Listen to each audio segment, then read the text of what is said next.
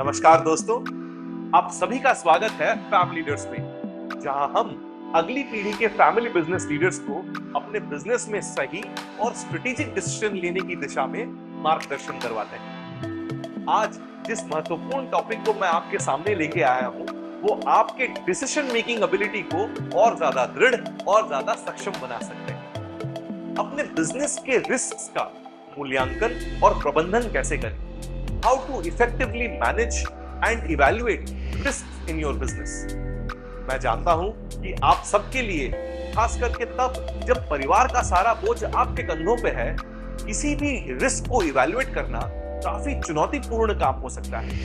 लेकिन चिंता बिल्कुल भी ना करें, क्योंकि आज जिस यात्रा पे हम निकलने वाले हैं, उसके अंत तक आप काफी साफ स्पष्ट रूप से ये जान पाइएगा कि बिजनेस के किसी भी रिस्क को हम कैसे आसानी से निपटा सकते हैं और अपने बिजनेस को वृद्धि की दिशा में कैसे आगे बढ़ा सकते हैं। तो शुरू करें।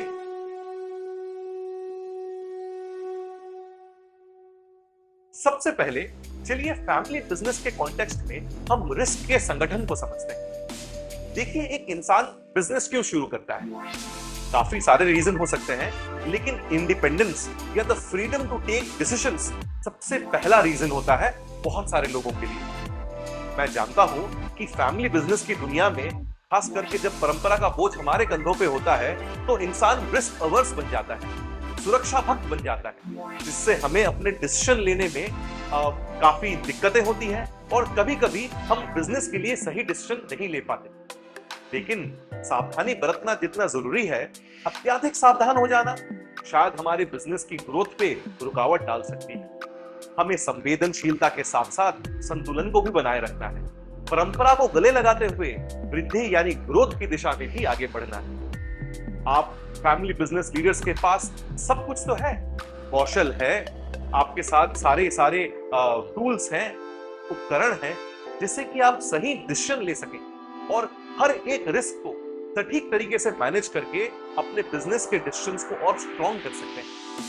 आज के इस एंटायर डिस्कशन में हम ऐसे ही कुछ टेक्निक्स के बारे में बात करने वाले हैं, कुछ टेम्पलेट्स के बारे में चर्चा करने वाले हैं, जो किसी भी डिसीजन लेने से पहले अगर आप उसका उपयोग करें तो आपको किसी और से पूछने की या अनुमति लेने की जरूरत नहीं पड़ेगी। तो फैब लीडर्स, ब्रेस योरसेल्फ, क्योंकि आपको आगे से जो नियमित रूप से अप्रूवल लेने की जरूरत पड़ती थी अपनी पुरानी पीढ़ी से, शायद उसकी रिक्वायरमेंट, शायद उसकी जरूरत हटती जाए। तो चलिए आगे बढ़ते हैं। बिजनेस की दुनिया में ऐसे बहुत सारे टूल्स हैं, टेम्पलेट्स हैं, जो कि आज से नहीं, सदियों से फैमिली बिजनेस लीडर्स को अपने बिजनेस के लिए सटीक डिसीजन लेने के लिए मदद करते आए हैं। वो पहले दिन से ही किसी भी डिसीजन के रिस्क को इवैल्यूएट कर लेती है और उनके लॉन्ग टर्म इंपैक्ट को भी आज ही आपके साथ साझा करवाती है। ऐसे ही कुछ टेम्पलेट्स के बारे में चलिए आज हम बात करते हैं। शुरुआती में हम ऐसे 3 टेम्पलेट्स के बारे में बात करेंगे जो कि किसी भी बिजनेस में रिस्क असेसमेंट और मैनेजमेंट में हमारी मदद करता है। सबसे पहला जो टूल है उसे हम कहते हैं decision tree evaluation.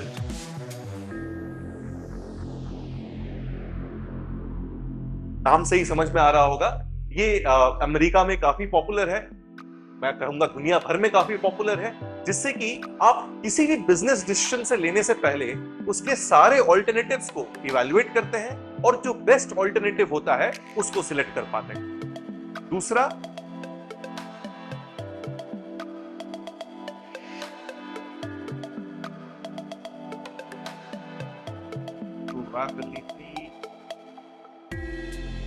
Probability distribution, probability impact भी कह लेते हैं इसे। इस मैट्रिक्स से हम हर एक पॉसिबल बिजनेस आउटकम को, देखिए कॉज एंड इफेक्ट की एक प्रिंसिपल होती है। हर एक चीज जो दुनिया में हम अपने सामने देखते हैं वो किसी कारण से ही उपजी है। अब चाहे वो इंसान का जन्म होना या फिर सूरज का चमकना या फिर बारिश होना, हर किसी के पीछे एक कॉज होता है और उसका इफेक्ट हम निरंतर भोगते आते हैं। लेकिन बिजनेस की दुनिया में भी ये मूल्य शायद सिमिलर ही है, जिससे कि हम ये जान सकते हैं कि किसी भी बिजनेस में चाहे नफा होता है, प्रॉफिट होता है या नुकसान होता है, हम उसको एक ऐसे डिसीजन से जोड़ पाते हैं जो कि शायद कल ही लिया हो या बहुत सालों पहले लिया हो। चाहे वो किसी डिवीजन में स्ट्रेटेजिक एंट्री हो, चाहे वो किसी ज्योग्राफी में आपका प्रवेश हो, चाहे वो कुछ नए लोगों को लेने की बात हो, चाहे वो नए प्रोडक्ट्स डेवलपमेंट की बात हो। आज के दिन अगर आप किसी भी बिजनेस को सफल होते हुए देखते हैं या किसी भी बिजनेस को असफल होते हुए देखते हैं, उसके पीछे उनके बिजनेस लीडर्स के, उनके फाउंडर्स के डिसीजन का ही हाथ है। तो ये प्रोबेबिलिटी इंपैक्ट मैट्रिक्स या डिस्ट्रीब्यूशन मैट्रिक्स जो है, ये हमको ये बताती है कि हर एक डिसीजन के पीछे इंपैक्ट हमारे बिजनेस में क्या आ सकता है। और तीसरा जो टेम्पलेट है, वो शायद आप लोगों ने जरूर इसका नाम सुना होगा, काफी वाइडली यूज्ड टेम्पलेट है, जिसे हम स्वॉट इवैल्यूएशन भी कहते हैं। स्वॉट का मतलब strength, weakness, opportunities and threats. किसी भी बिजनेस में इन चारों पहलुओं को देखकर हम अपने अगले निर्णय के बारे में आगे बढ़ सकते हैं। लेकिन आज शायद हम ये तीनों के तीनों बिजनेस टेम्पलेट्स को कवर ना कर पाए। हाँ, एक को तो जरूर कवर करेंगे, और मेरे हिसाब से जो सबसे ज्यादा प्रभावी मैट्रिक्स है, टेम्पलेट है, जो कि हम सबको जरूर आना चाहिए और अपने पारिवारिक बिजनेस में जिसका उपयोग करना चाहिए, वो है डिसीजन ट्री इवैल्यूएशन। आज हम इसी इवैल्यूएशन टेक्निक, इसी रिस्क मैनेजमेंट टेक्निक पे डिटेल पे बात करेंगे। डिसीजन ट्री इवैल्यूएशन, अब नाम से ही आपको पता चल गया होगा कि निर्णय को एक ट्री की शाखाओं की तरह देखने का अवसर हमें इस एनालिसिस से मिलता है। लेकिन इस एनालिसिस को शुरू करने से पहले मैं आपसे एक चीज रिक्वेस्ट करना चाहूंगा। हम थोड़ा कॉन्सेप्ट में जाने वाले हैं, तो अगर आप अपने बिजनेस में सही इंपैक्ट लाना चाहते हैं तो एक पेन एंड पेपर अपने पास रखें या फिर अपने कंप्यूटर मोबाइल पे नोट्स जरूर मेंटेन करें, ताकि आप इस प्रोसेस को डिटेल में समझ पाएं। और जब आगे बढ़ते हुए जब हम एक लाइव बिजनेस एग्जांपल के साथ इसको समझेंगे, तो आपको और ज्यादा सहयोग मिले इसको अच्छे से समझने के लिए। एक डिसीजन ट्री मैट्रिक्स को शुरू करने से पहले या इसको इस्तेमाल करने से पहले हमें क्या क्या करना चाहिए? सबसे पहला काम he is evaluate parameters. Evaluate parameters, की फैक्टर्स, आप जो भी इसे बोलते हैं, कि जो बिजनेस डिसीजन आप इस डिसीजन ट्री में डाल के इसके रिस्क को अंडरस्टैंड करना चाहते हैं, उस बिजनेस डिसीजन के पीछे क्या क्या मेजर इंपैक्ट वाले फैक्टर्स हैं। एग्जाम्पल के स्वरूप में सपोज कंसिडर कीजिए कि एक फैमिली बिजनेस है जो बहुत सालों से एक लिमिटेड ज्योग्राफी के अंदर काम करता है या एक ही स्टेट के अंदर काम करता है। लेकिन जब नई पीढ़ी आती है तो नए जोश के साथ फैमिली बिजनेस ये डिसाइड करता है कि अब हम दूसरे स्टेट्स में भी अपने बिजनेस को एक्सपैंड करेंगे।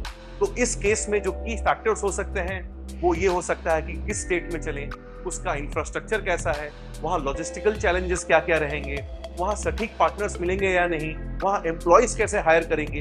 तो ये जो सारे पैरामीटर्स हैं, जो फैक्टर्स हैं, सबसे पहले तो आपको इन सबका एक लिस्ट बनाना है। दूसरा जो काम है वो आपको ये करना है, देखिए इस ट्री को ड्रॉ करना है, लेकिन इस ट्री को ट्री ड्रॉइंग इन पैरामीटर्स को लेके इस ट्री को ड्रॉ करना है। लेकिन इस ट्री को ड्रॉ कैसे करेंगे? तो उसमें हमारा तीसरा स्टेप है असाइन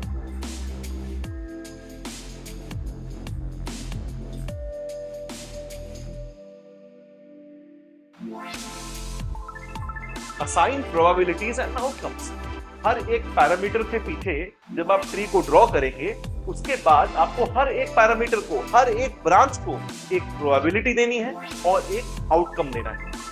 अब लाजमी सा क्वेश्चन आपके दिमाग में ये आएगा कि हम प्रोबेबिलिटी कैसे जाने? तो इसका सीधा सीधा आंसर है, देखिए बिजनेस इंटेलिजेंस नाम की जो चीज होती है वो एक्सपीरियंस के साथ साथ या फिर वो हमारे रिसर्च के साथ साथ और बढ़ती है। किसी भी डिसीजन लेने से पहले हमें थोड़ा बहुत इल्म, थोड़ा बहुत आइडिया तो जरूर होता है कि इसका प्रोबेबल इंपैक्ट क्या आएगा। एक एग्जांपल अगर दूं, अगर मैंने रात को बहुत ज्यादा तेल मसाले वाला खाना खा लिया तो कल सुबह में मुझे दिक्कत आएगी, इसकी प्रोबेबिलिटी हाई है या लो है? अब हाई है ना। वैसे ही अगर बिजनेस में मैंने एक ऐसे एम्प्लॉय को हायर कर लिया जो बिल्कुल निखट्टू है, लेजी है, काम नहीं करता, तो इस चीज की प्रोबेबिलिटी बढ़ ही जाती है कि उससे आउटकम नहीं मिलेगा। वो सेल्स नहीं कर पाएगा, वो बाकी एम्प्लॉयज को मैनेज नहीं कर पाएगा। तो हर एक आउटकम, हर एक पैरामीटर, हर एक डिसीजन के पीछे एक प्रोबेबिलिटी जरूर होती है जो हमें अपने बिजनेस के इंटेलिजेंस से लेके आनी।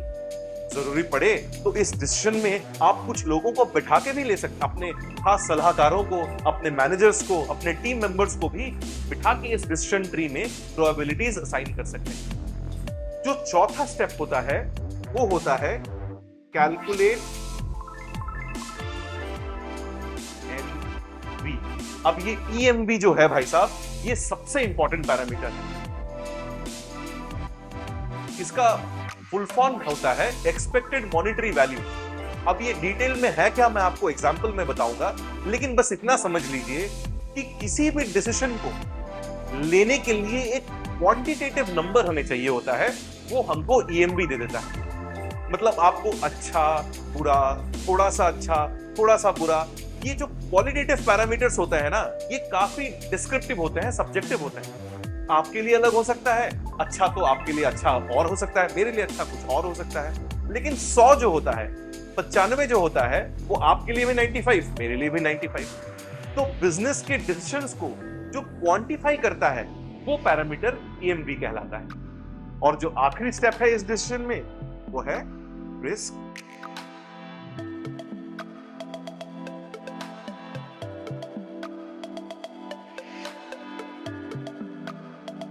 Risk mitigation strategy. इस एंटायर टेम्पलेट को यूज करने के बाद जब हम फाइनली समझ जाते हैं कि हमारे बिजनेस में इस डिसीजन को मुझे लेना है, तो उस डिसीजन के पीछे क्या क्या रिस्क है और उन रिस्क को कैसे हम मिटिगेट कर सकते हैं, हटा सकते हैं, उसके बारे में भी ये मैट्रिक्स हमें मदद कर सकता है।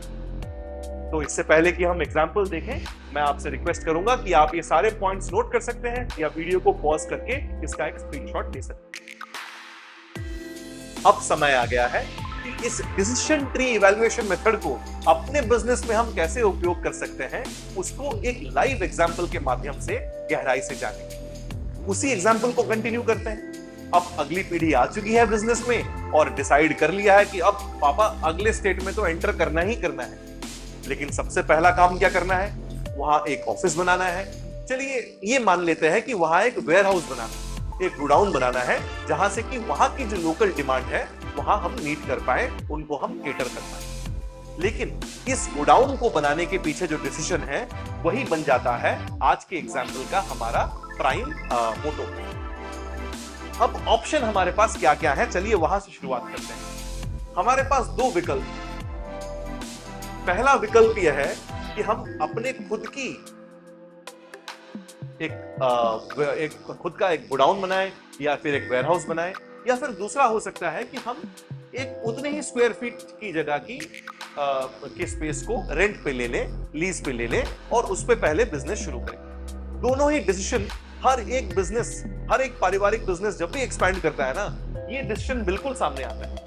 किसी भी नए एसेट को लेने से पहले उसे किराए पे लेना चाहिए या उसे अपफ्रंट खरीद लेना चाहिए। तो आज इस ट्री के माध्यम से चलिए इवैल्यूएट करते हैं कि सटीक डिसीजन क्या होता है। लेकिन हाँ, जब हम आगे बढ़ते जाएंगे इस एग्जाम्पल पे, हर एक स्टेप पे मैं कुछ अजम्पशन आपके सामने जरूर पेश करूंगा। अब आप पूछ सकेंगे कि ये अजम्पशन कहां से आए, तो ये तो मैंने एग्जाम्पल के माध्यम से आपको समझा रहा हूं, लेकिन आप अपने खुद के सलाहकारों के साथ, अपने एम्प्लॉइज के साथ, अपने मैनेजमेंट के साथ जब बैठ के इस डिसीजन को लेंगे तो ये प्रोबेबिलिटीज और ये आउटकम्स आपको डालने में और ज्यादा सहजता मिलेगी और ज्यादा आपको एफर्टलेसली डिसीजन लेने में मदद मिलेगी। तो सबसे पहला जो हमें एक असम्पशन करना है वो ये करना है कि एक खुद के गोडाउन बनाने के पीछे कितना खर्चा आ जाएगा। मैंने एग्जाम्पल के लिए लिखा है सपोज 10 लाख रुपए, कि अगर आपने 10 लाख रुपए इन्वेस्ट किए, माइनस इसलिए लिखा है कि ये नेगेटिव है, या आपने खर्चा किया है, कि ये आपने एस्टैब्लिश कर दिया। और दूसरा रेंट के लिए सपोज मैं आपको एग्जांपल देता हूं, वो 4 लाख रुपए। अब आप ये पूछ सकते हैं कि रेंट इतना महंगा, भाई ये इनिशियल इन्वेस्टमेंट है, बहुत सारे एग्रीमेंट्स करने पड़ते हैं, डिपॉजिट, इनिशियल सिक्योरिटी डिपॉजिट देनी पड़ती है, तो वो सब मिला जुला के समझ लीजिए कि आपको यहाँ 10 लाख रुपए का इन्वेस्ट करना है, यहाँ 4 लाख रुपए का इन्वेस्टमेंट करना है। अब बात यहाँ से आगे बढ़ के कहाँ जाती है, गोडाउन बन जाएगा या फिर रेंट पे ले लिया, वो तो आसान काम है। मुश्किल है लेकिन बिजनेस के कॉन्टेक्स्ट में, संदर्भ में ये आसान काम है। जो सबसे डिफिकल्ट काम है वो ये है कि इस इन्वेस्टमेंट के रिटर्न को लेके आना, यानी सेल्स बढ़ाना, मार्केट डिमांड जनरेट करना और उस मार्केट डिमांड को मीट करना। बहुत सारे चैलेंजेस भी आएंगे अपने रास्ते में। टैक्सेशन हो सकता है, लॉजिस्टिकल चैलेंजेस हो सकता है, लेबर चैलेंजेस हो सकता है। उनको डील करके, उनके साथ उनको सही तरीके से निपटा के जब हम अपना प्रॉफिट निकालते हैं, अपना रेवेन्यू निकालते हैं, वही एक बिजनेस का ऑब्जेक्टिव होता है। और उस एंटायर जर्नी को चलिए यहां हम एक एग्जांपल के माध्यम से देखते हैं। तो अपनी फैक्ट्री बन जाने के बाद हमारे पास दो विकल्प आते हैं। पहला होता है कि हमें मार्केट से एक स्ट्रॉन्ग डिमांड मिलती है, और दूसरा कि वही डिमांड तो मिलती है लेकिन इतनी स्ट्रॉन्ग नहीं होती, वीक रहती। और यहां भी देखिए कॉन्टेक्स्ट तो दोनों में एक्सट्रीम है। अब यहां भी मैं कह सकता हूं कि यहां भी एक स्ट्रॉन्ग डिमांड मिलता है और यहां वीक। अब किसी भी मार्केट में आप जब अपने सलाहकारों के साथ ये बैठ रहे होंगे और आपने ये स्टेट चुना है, तो आपने हमेशा अपने दिमाग में एक रेंज जरूर रखा होगा कि अच्छा इस स्टेट में मुझे इस इतने लाख से इतने लाख तक का या इतने करोड़ से इतने करोड़ तक का रेवेन्यू आएगा ही आएगा। हम अपने बेस्ट केस सिनेरियो को स्ट्रॉन्ग के हिसाब से चलिए डालते हैं। फॉर एग्जाम्पल, आपने ये प्लान किया कि कुछ भी हो जाए, मुझे बेस्ट केस सिनेरियो में इस स्टेट से 15 लाख रुपए तक का डिमांड आ सकता है।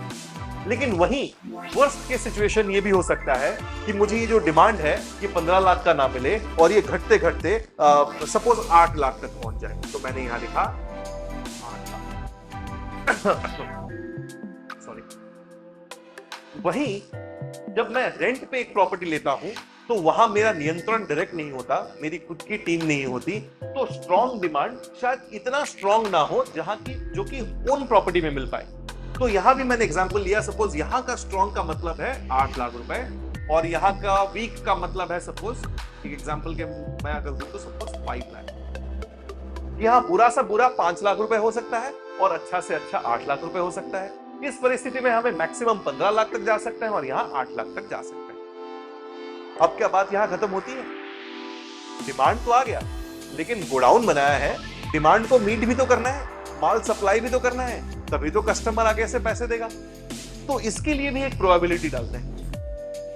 ये जो स्ट्रॉन्ग डिमांड का जो आपको मिलने का जो प्रोबेबिलिटी है, आपने जब अपना कैलकुलेशन किया होगा, सपोज आपने अनुमान लगाया कि यहां मुझे 70% प्रोबेबिलिटी है कि मुझे स्ट्रॉन्ग डिमांड मिले और 30% प्रोबेबिलिटी है कि डिमांड इतनी स्ट्रॉन्ग ना मिले।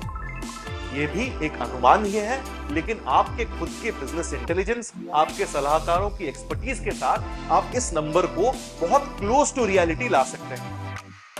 यहां भी मैंने वही 70% और 30% का एग्जांपल आपके सामने रखा।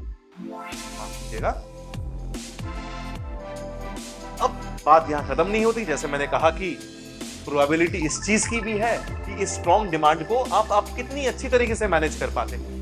तो सबसे पहला अगर मैं आपको ऑप्शन दूं तो एक ऑप्शन हो सकता है कि हमने इस डिमांड को 100% मीट किया। जितना ऑर्डर आया सही समय पे सही गाड़ी के साथ मैंने उसको डिस्पैच करवा दिया, कस्टमर के पास पहुंचा दिया। दूसरा ये प्रोबेबिलिटी भी हो सकता है कि मार्केट में डिमांड स्ट्रांग है, बढ़ता रहा है, कमता रहा है, मैं इतना मीट नहीं कर पाया और मैंने सपोज 60% डिमांड ही मीट कर पाया। यहां भी वैसे ही सिमिलर सिचुएशन होगा। स्ट्रांग डिमांड हुआ तो 100% मैंने मीट किया या फिर मैं 60% ही मीट कर पाया। जो वीक है मैं उसको डायरेक्टली ऐसे ही लिख ले रहा हूं क्योंकि यहां मेरी उम्मीद यह है कि अगर मार्केट में ऑलरेडी डिमांड कम है तो इसको सप्लाई करने में या इसको मीट करने में आपको ज्यादा दिक्कत होनी नहीं चाहिए। इसलिए मैं ये एज्यूम कर रहा हूं कि जो वर्स्ट केस सिनेरियो है डिमांड की, इन सारे परिस्थितियों में आप इस एंटायर 8 लाख रुपए को या इस केस में यहां 5 लाख रुपए को आप मैनेज कर पाएंगे और अच्छी तरीके से इसे सप्लाई कर पाएंगे। अब कैलकुलेशन की घड़ी आती है। अब यहां भी एक छोटा सा प्रोबेबिलिटी मुझे डालना है। अब बिकॉज ये बिजनेस आपके नियंत्रण में है, आपके कंट्रोल में है, तो हो सकता है कि इसकी इस बात की ज्यादा प्रोबेबिलिटी हो कि आप यहाँ 100% डिमांड मीट कर पाए। मैंने यहाँ 60 लिखा है, यहाँ 40 लिखा है, लेकिन इस केस में बिकॉज नियंत्रण में नहीं है और आपके पास डायरेक्ट एक्सेस नहीं होता कि वहां रेगुलरली माल जाता है या नहीं, लेबर आके लोडिंग अनलोडिंग करते हैं या नहीं, ट्रक ड्राइवर ठीक टाइम पे रिपोर्ट करता है या नहीं, तो मैं यहाँ कंसिडर करता हूं कि यहाँ भी 50-50% का एक चांस है कि 50% चांस है कि आपका सारा का सारा माल चला जाएगा, लेकिन 50% चांस ये भी है कि 60% ही आपका माल जा पाएगा, आपको डिमांड में थोड़ी बहुत दिक्कत यहाँ आ सकती है। अब इन सारे पैरामीटर्स के साथ साथ हमारे पास मोटा मोटी कैलकुलेशन या पिक्चर जो है, अपने टीम सलाहकारों के साथ जब हमने डिसाइड कर लिया, अपने बिजनेस के इंपॉर्टेंट फैक्टर्स को, अपने डिसीजन के इंपॉर्टेंट फैक्टर्स को हमने लिखा, हमने एक ट्री बनाया, ट्री के साथ साथ हमने प्रोबेबिलिटीज और आउटकम्स को असाइन किया। अब बात आती है ईएमवी कैलकुलेट करने की, क्योंकि at the end of the day हमको ये जानना है कि बिजनेस में मुझे ओन फैक्ट्री लगानी है, ओन गोडाउन बनाना है या फिर रेंटल गोडाउन पे आगे बढ़ना है। मैं आशा करता हूं कि मामला इतना डिफिकल्ट है नहीं, इतना मुश्किल है नहीं, तो आप आसानी से इसे समझ पा रहे होंगे। हाँ, अगर आपको फिर भी थोड़ी बहुत दिक्कत हुई है यहां तक समझने के लिए, मैं रेकमेंड करूंगा कि आप वीडियो को पॉज करके रिवाइंड कर लें, या फिर अगर कोई स्पेसिफिक क्वेश्चंस हैं उसे कमेंट में जरूर पूछें और मेरी पूरी कोशिश रहेगी कि मैं उसका जल्द से जल्द आपको जवाब दे पाऊं। फिलहाल हम यहां वापस आते हैं और 3 चीजें कैलकुलेट करने का प्रयास करते हैं। पहला है प्रोबेबिलिटी, दूसरा है आउटकम, और तीसरा आउटकम कह लीजिए, रिजल्ट कह लीजिए, और तीसरा है ईएमवी। सबसे महत्वपूर्ण ईएमवी ही है। अब प्रोबेबिलिटी का मतलब क्या है इस केस में, इस संदर्भ में? देखिए, हमारे पास टोटल 6 कड़ियां हैं, 6 ब्रांचेस हैं, ये ट्री कहते हैं ना, तो इस ट्री की 6 शाखाएं आपके सामने दिख रही हैं। पहली शाखा ये कहती है कि हमने अपना खुद का गोडाउन बनाया, 70% प्रोबेबिलिटी है कि मुझे स्ट्रॉन्ग मार्केट डिमांड आया, 60% प्रोबेबिलिटी है कि उस स्ट्रॉन्ग डिमांड को मैंने 100% मीट कर दिया, पूरा का पूरा माल मैंने कस्टमर तक पहुंचा दिया। तो इस जो चेन की प्रोबेबिलिटी होने की प्रोबेबिलिटी क्या है? द सम टोटल या the multiplication of all the probabilities, 70% into 60%। इस केस में 70% स्ट्रॉन्ग, उसमें फिर 60% है मीट, यानी इस चेन की प्रोबेबिलिटी है 42%। और मुझे अगर सिमिलरली मैं इस चेन की कैलकुलेट करूं, 70% इज स्ट्रॉन्ग, लेकिन 40% प्रोबेबिलिटी है कि मैं इसको 60% ही मीट कर पाऊं, तो 70% इंटू 40%, 28%। और यहां 30% प्रोबेबिलिटी है वीक डिमांड की, और जैसे मैंने थोड़ी देर पहले कहा कि एक्सपेक्टेशन यह है कि वीक डिमांड है तो आपने पूरा का पूरा उसे सप्लाई जरूर कर दिया होगा, तो इस शाखा की होने की प्रोबेबिलिटी जो है वो कुल 30% ही है। सिमिलरली अब अगर हम इसका आउटकम जानना चाहें कि इस शाखा में अगर रियलिटी अगर इस शाखा के क्लोज है तो मुझे बिजनेस में कितना फायदा होगा, तो उसके फायदा होगा या नुकसान होगा, तो उसके लिए चलिए एक छोटा सा सिंपल मैथ का कैलकुलेशन करते हैं। 10 लाख रुपए का इन्वेस्टमेंट किया था मैंने, 15 लाख रुपए का डिमांड आया, 100% 15 लाख रुपए का माल बेच दिया, तो नेट मुझे 5 लाख रुपए का प्रॉफिट आता है। सिमिलरली अगर मैं दूसरे डायरेक्शन में जाऊं, 70% प्रोबेबिलिटी में मैंने 10 लाख रुपए का इन्वेस्ट किया, 15 लाख रुपए का डिमांड आया, लेकिन बस 60% ही माल बेच पाया। 60% ऑफ 15 लाख अगर हम कैलकुलेट करें तो मोटा मोटी इसका मतलब हो जाता है कि मैं 9 लाख रुपए का ही माल बेच पाया डिमांड आने के बावजूद भी। तो यहां देखिए 10 लाख रुपए का इन्वेस्टमेंट था, 9 लाख रुपए का मेरा सेल हुआ। इस केस में मुझे नुकसान हो गया कितना? -1 लाख रुपीस का, 1 लाख रुपए का। समझ पाइए कि 60% ही 15 लाख रुपए का मैं सप्लाई कर पाया। डिमांड आने से, मार्केट में सेल्स ऑर्डर आ जाने से अगर रेवेन्यू हो जाता तो सेल्समैन ही कंपनी चलाते होते। सेल कंपनी को चलाने के लिए फाइनेंस, एचआर, मार्केटिंग, इन सब की जरूरत इसलिए होती है क्योंकि at the end of the day जो रेवेन्यू, जो गल्ले में जो पैसा आता है उससे प्रॉफिट डिटरमिन होता है, ना ही कि हमें ऑर्डर्स कितने मिल गए। और ऑर्डर तभी मटेरियलाइज करता है जब मैं उसको सही तरीके से सप्लाई कर पाता हूं। तो इस केस में मुझे 1 लाख रुपए का नुकसान इसलिए हुआ कि स्ट्रॉन्ग मार्केट डिमांड आने के बावजूद भी मैं बस 60% ही माल बेच पाया, जो 9 लाख रुपए का है, जो कि 10 लाख रुपए से 1 लाख रुपए कम। और तीसरे प्रबंधन में अगर मेरा 30% प्रोबेबिलिटी है कि मैंने 8 लाख रुपए का ही सेल जनरेट कर पाऊंगा, जो कि 10 लाख रुपए के तुलना में यहां भी मुझे 2 लाख रुपए का लॉस है। ईएमवी कैलकुलेट करने से पहले चलिए हम दूसरी शाखा का भी कैलकुलेशन इसी तरीके से फटाफट कर लेते हैं। जो पहले शाखा का प्रोबेबिलिटी है वो है 70% इंटू 50% यानी 35%। जो दूसरी शाखा का प्रोबेबिलिटी है वो है 70% इंटू 50%, यहां भी है 35% और यहां केवल 30%। जो पहली शाखा का जो आउटकम है वो 4 लाख रुपए का इन्वेस्टमेंट था, 8 लाख रुपए का मुझे सेल आया और ऑर्डर आया और मैंने 100% मीट कर लिया, तो मेरा नेट प्रॉफिट जो है वो बन जाता है 4 लाख रुपए। दूसरे क्षेत्र में 4 लाख रुपए का इन्वेस्टमेंट था, 8 लाख रुपए का ऑर्डर आया, लेकिन बस 60% ही दे पाया। 60% का मतलब यहां हो जाता है 60% of 8 lakh which is 4,80,000 rupees, 4.8 lakh rupees, जो कि मैं टोटल कुल में सप्लाई कर पाया। यानी मैंने 4 लाख रुपए बिजनेस में लगाए, 4,80,000 रुपए का मैंने रिटर्न मिला मुझे, यानी मेरा जो टोटल फायदा हुआ at the end of the day वो बस 0.8 लाख यानी 80,000 रुपए का ही हुआ। और तीसरे केस में 4 लाख रुपए का इन्वेस्टमेंट किया, 5 लाख रुपए का डिमांड आया, तो यहां मेरा जो नेट फायदा है वो 1 लाख रुपए तक का ही आया। अब यहां तक बात आपको हर एक शाखा की प्रोबेबिलिटी और आउटकम समझ में आ गई होगी। अब चलिए फाइनली इस एंटायर ब्रांच का हमें ये लेना चाहिए, ये लेना चाहिए, इस चीज का डिसीजन एक सिंपल आखिरी कैलकुलेशन से करते हैं। ईएमवी बहुत सिंपल होता है, इसके लिए बस 2 ही चीजें करनी होती हैं। इन दोनों को मल्टीप्लाई करना है और इसके साथ प्लस करना है, फिर इन दोनों को मल्टीप्लाई करना है, इसके साथ प्लस करना है और इन दोनों को मल्टीप्लाई करना है। अब इतना फास्ट कैलकुलेशन के लिए मैं भी थोड़ा मोबाइल यूज ही कर लेता हूं। 42% इंटू 5 लाख, 2,10,000 रुपए प्लस यानी 2.1 लाख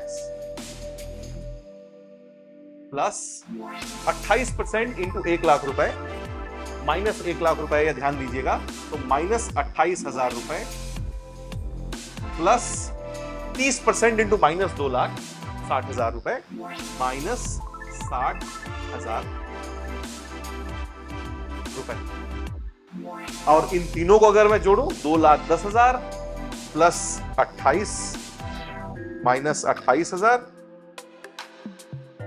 माइनस 60,000 बन जाता है 1,22,000। तो अगर मैं आपसे कहूं कि ओन का ईएमवी कितना है, इसका जो ईएमवी है वो है 1,22,000।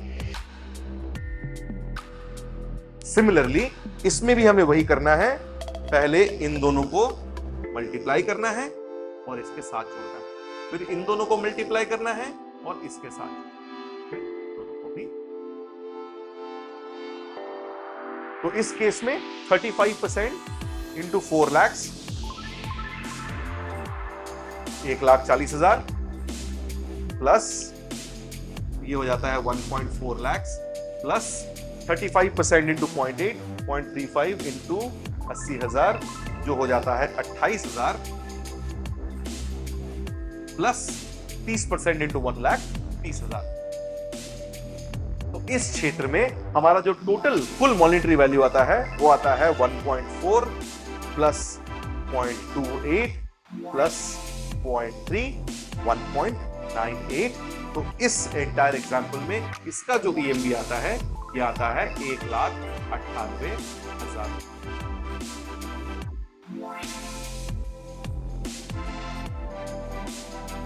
अब कहानी आपके सामने है।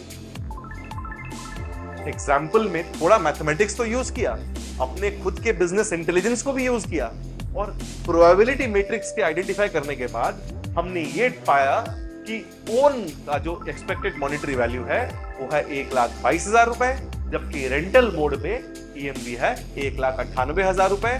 दोस्तों, आपको बेफिक्र होके बिजनेस को एक्सपैंड जरूर करना चाहिए और एक रेंटल मोड पे एक्सपैंड करना चाहिए। इससे आपके जो डिसीजन की जो दिक्कतें थी, जो आपके दिमाग में चल रहा था, ये करूं ना करूं, रेंट पे जाऊं या खुद ही बना लूं, इतना भाड़ा किराया के चक्कर में कौन जाएगा, तो ये मॉडल आपको काफी स्पष्ट तरीके से बता देता है कि भाई साहब, आपको एक जो बिजनेस जो एक्सपैंड करने वाले हैं, आप इसको रेंट पे ही शुरू कीजिए।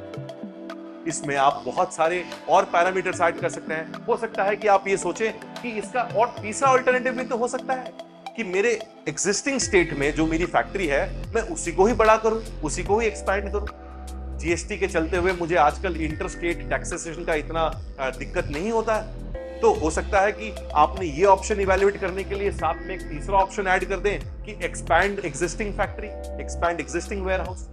तो बहुत सारे ऑप्शंस हैं या कई सारे डिसीजन हैं। जैसे कि एक ऐसा बिजनेस, एक ऐसा वेंडर जो कि नया है लेकिन आपको बहुत अच्छे रेट में दे रहा है आपका raw material, versus a vendor जो कि बहुत सालों से आपको माल देते आ रहा है लेकिन रेट उसका बहुत ज्यादा है। बिजनेस में ये दुविधा बहुत ज्यादा होती है कि नए वेंडर्स कम रेट में से आए या कि पुराने वेंडर्स को ज्यादा रेट के साथ हम काम करें। ऐसे बहुत सारे स्ट्रेटेजिक डिसीजन जो कि अभी आपको खुद लेने में दिक्कतें होती हैं, ये मॉडल आपको बहुत आसानी से एक क्वालिटेटिव एनालिसिस की जगह एक क्वांटिटेटिव वैल्यू आपको प्रदान करता है, जो कि एक झलक में ही आपको ये बता देता है कि कौन से डिसीजन को आपको लेना चाहिए। तो ये था डिसीजन ट्री इवैल्यूएशन मेथड का एक लाइव एग्जांपल। तो ये था आज का वीडियो, जहां हमने फैमिली बिजनेस की दुनिया में रिस्क को कैसे मैनेज किया जाए, उसको दूर से कैसे एसेस किया जाए, उसकी इंपॉर्टेंस को समझा। साथ में एक ऐसे टूल के बारे में भी जाना जो हमें हर तरीके के बिजनेस डिसीजन लेने के लिए रिस्क फ्री तरीके से लेने के लिए मदद करता है। देखिए, पारिवारिक बिजनेस में स्ट्रेटेजिक डिसीजंस और रिस्क अवर्समेंट के बीच में ये जो संतुलन है ना, इसको मैनेज करना उतना ही जरूरी है जितना आपके विरासत को आगे लेके जाना। अगर आपने रिस्क को एक नए दृष्टिकोण से देखना शुरू कर दिया तो हर चैलेंज आपको आसान लगना शुरू हो जाएगा। ऐसे बहुत सारे टूल्स एंड टेम्पलेट्स हैं जिनके बारे में मैं आपको आने वाले वीडियोस में बताऊंगा, जो कि आपको हर एक बिजनेस निर्णय लेने के लिए और ज्यादा सक्षम बना सकते हैं। अगर इन खतरों को आप अच्छी तरीके से निपटा कर अपने बिजनेस को ग्रोथ की दिशा में आगे बढ़ा सके, तो बिजनेस के असली नायक आप बन सकते हैं। उम्मीद करता हूं कि फैब लीडर्स के इस वीडियो को आप जरूर अपना सपोर्ट देंगे और हमारे चैनल को लाइक, शेयर, सब्सक्राइब करके हमारा उत्साह और बढ़ाएंगे। और जब तक मैं आपसे अगले वीडियो में ना मिलूं, तब तक के लिए अपने परिवार का साथ जरूर दें, अपने बिजनेस को ग्रो करते रहें और फैब लीडर्स को फॉलो करते जाएं। नमस्कार।